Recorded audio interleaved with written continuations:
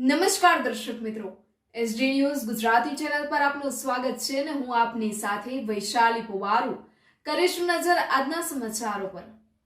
Talod college campus ખાતે 26મી જાન્યુઆરી પર્વની ઉજવણી સંસ્થાના વિકાસ માટે દાનવીરો તરફથી મોટી દાનની જાહેરાત। ગુજરાત વિકાસ તલોદ પ્રવીણ રાવલ 77મો પ્રજાસત્તાક દિનની ઉજવણીનો કાર્યક્રમ સાયન્સ, આર્ટ્સ અને કોમર્સ કોલેજના પટાંગણમાં ઉજવાયો હતો।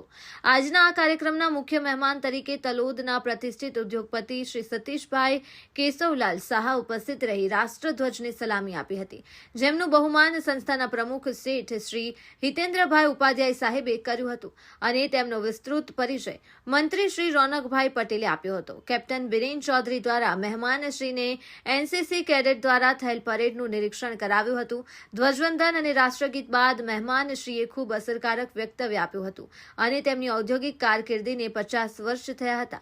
તે નિમિત્તે સંસ્થાના વિકાસ માટે સતીશભાઈ શાહે ₹2,52,000નું દાન જાહેર કર્યું હતું।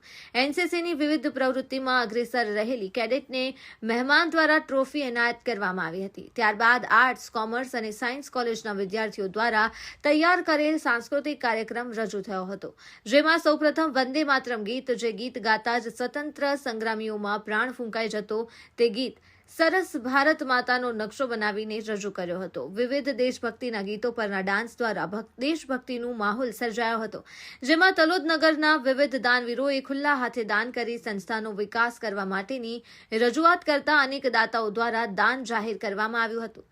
શ્રી સી.ડી. પટેલ મહાવિદ્યા મંડળ તલોદ, શ્રી રોનકભાઈ પટેલ મંત્રીશ્રી, જેમનો સંસ્થાના પ્રમુખશ્રીએ દાતાઓને દાન બદલ આભાર માન્યો હતો।